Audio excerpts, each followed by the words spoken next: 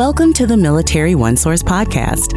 Military OneSource is an official program of the Defense Department with tools, information, and resources to help families navigate all aspects of military life. For more information, visit MilitaryOneSource.mil. Welcome to the podcast. I'm Bruce Moody. The availability of affordable, licensed, quality childcare for military families is a critical component impacting quality of life, readiness, and retention of those who serve our country. In response, Defense Department leadership convened a diverse group that represents the voices of families, childcare employees, and other DoD stakeholders. That's where we are today, at a childcare summit hosted by the Defense Department.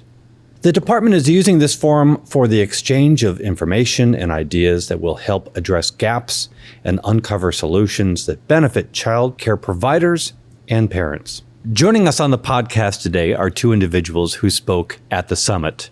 With us today, we have Susan Gale Perry. She is CEO of Child Care Aware of America.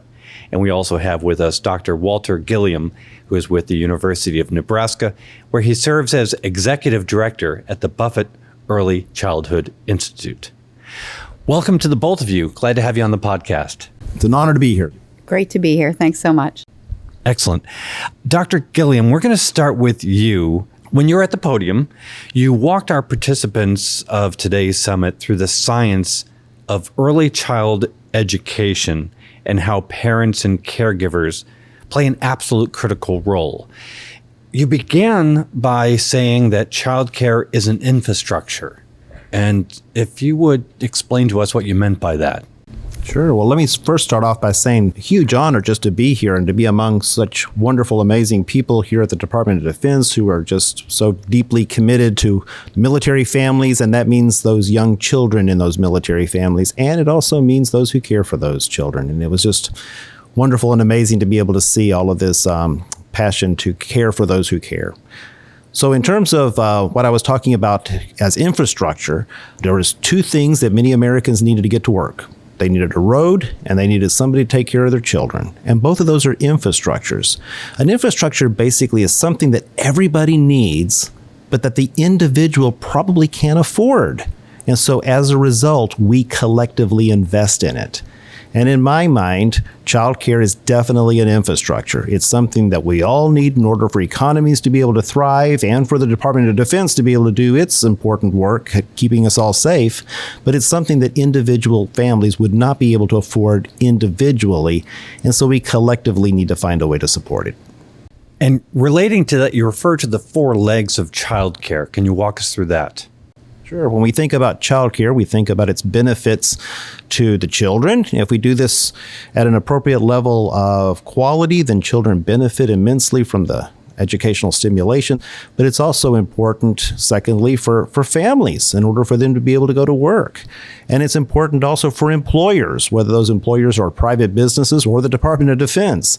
And finally, it's also important because in and of itself, it is a workforce. Before the pandemic, 1.1 million Americans claimed early care and education as their employment. And so when we think about the four legs of early care and education, it's important for us to remember that it's about the children, it's about the parents and the families who rely on it for childcare, it's about the employers, but it's also about those who provide the care themselves. Now, you mentioned that early childhood education is important. I guess my question is, how important? I think when you started to sort of address how important it is, you brought up an experience you had with a peach tree farmer.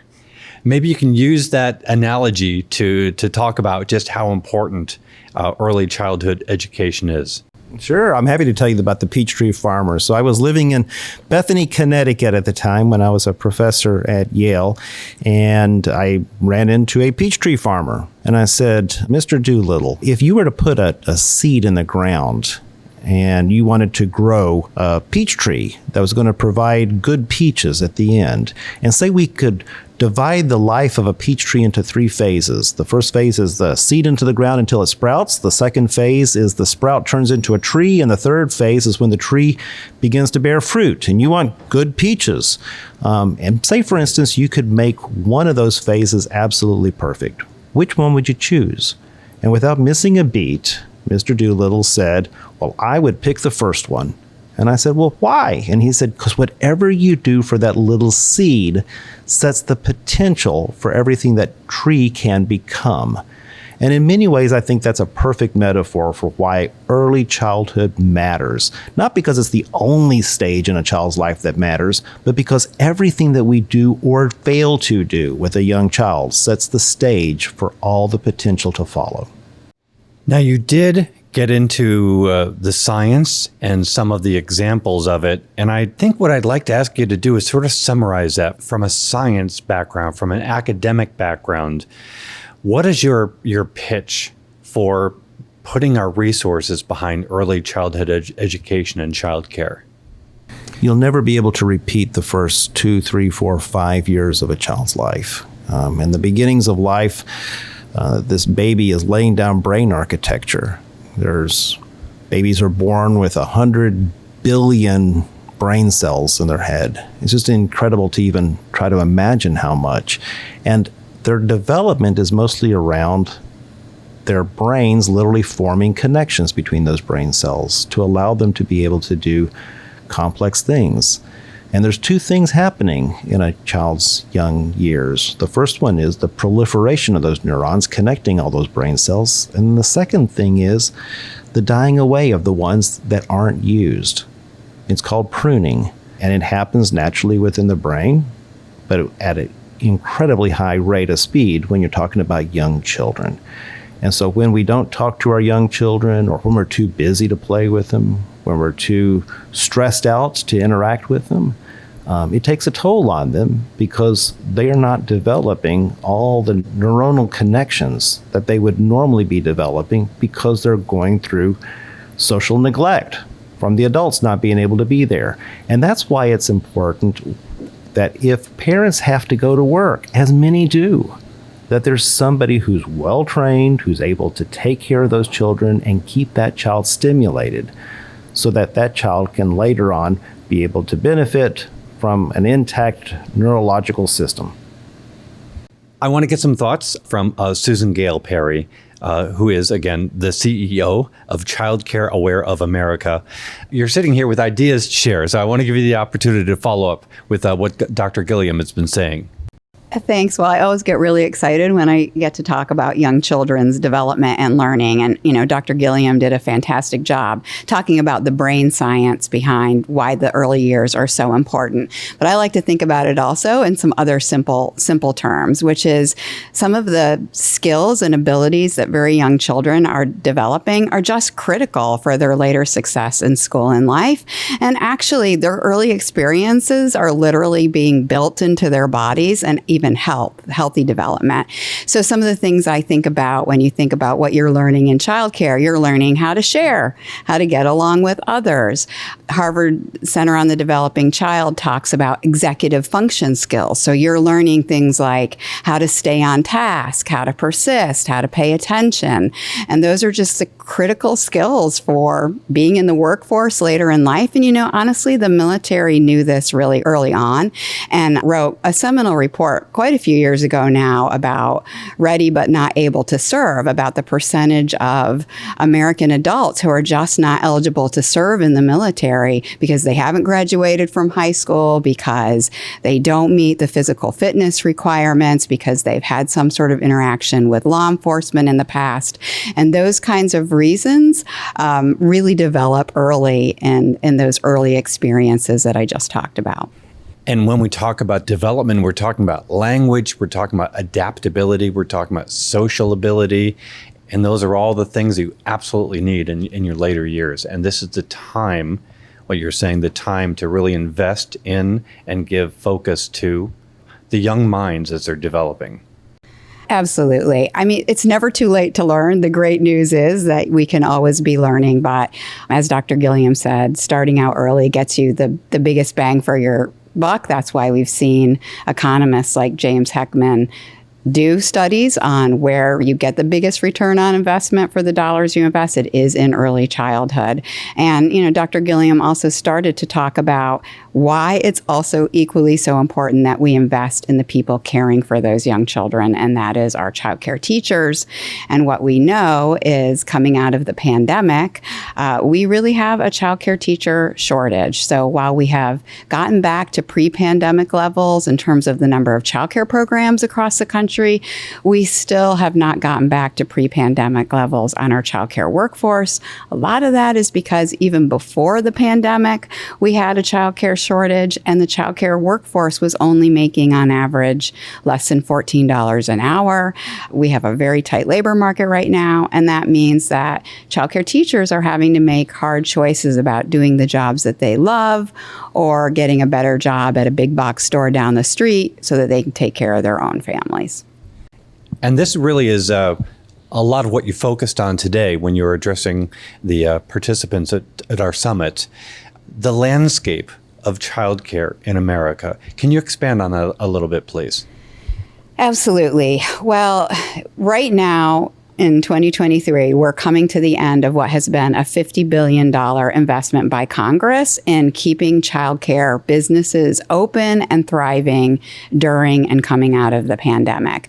Those funds end at the end of September, so we're facing a pretty significant funding cliff. And what we know is that a lot of those funds have, in fact, been being used to pay higher wages to our childcare teachers. What we worry about as those funds go away and there is not a replacement for those funds, with some exceptions and some great states doing great work, is that childcare businesses will be put in a really hard position of either having to charge more for parents, and childcare already costs $11,000 a year on average for one child in childcare in this country, or lowering the wages of their teachers, which only means more teachers will leave the workforce. And if you don't have teachers in the classroom, childcare can't be open, families can't be working, businesses can't have employees to do the work that they need them to do every day. And children won't be as healthy and learning as they could be if they were in high quality childcare. And all of that takes us into the next generation, which is when we find people who are ineligible for military service, not excelling at their maybe personal or professional goals the way perhaps they would have wanted to.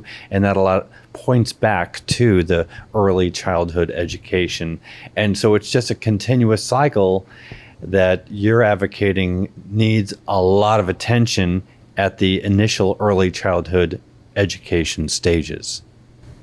Absolutely. And I think Dr. Gilliam would be better than I to talk about some of the longitudinal studies that we've seen that show how investing in high quality childcare is so beneficial. All right, then.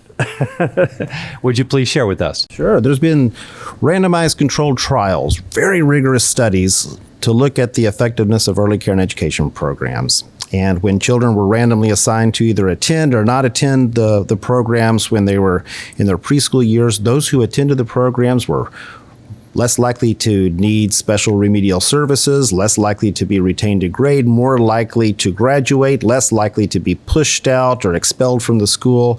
As a result, they were more likely to go to college, they earned more money, they paid more in taxes, and so it came right around. As I'm listening to all this, I understand the presentation of yours was the landscape of childcare in America, but it does seem like what we're talking about is the landscape of America. As a result of how we invested and put our money and our minds into early childhood education, I kind of want to wrap up with your thoughts on that, and I'll start with you, Susan.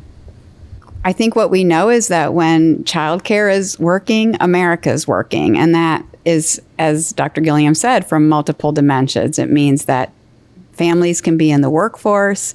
It means that businesses have employees that yield greater productivity, which yields better economic prosperity for all of us. And it also, when we talk about military families, contributes to our national security. So when we invest in high quality childcare, we really invest in all of us and in America's future and our present success.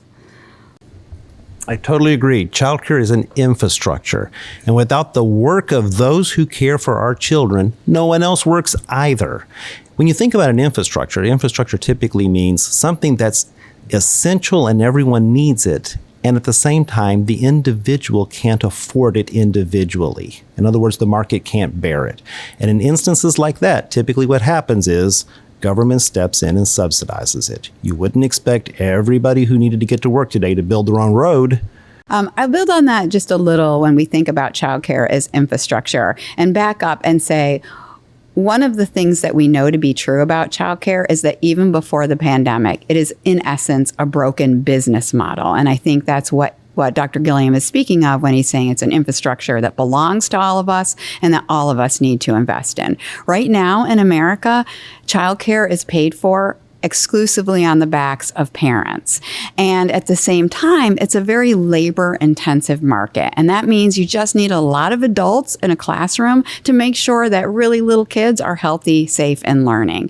And labor is expensive, even labor that isn't getting paid as well as we know childcare teachers should be getting paid. And so it's that mismatch of what it really costs to deliver high-quality childcare that benefits our entire economy and national security, and what parents can afford to pay. And we have to answer this question as a nation. What is the fair share for families, for businesses and communities, and for the public to pay to ensure that we have a high-quality childcare system for every family and every child that needs it? Excellent. We'll need to end it there. And I appreciate both of you being on the podcast and being at today's Child Care Summit. Thank you so much. Thank you very much.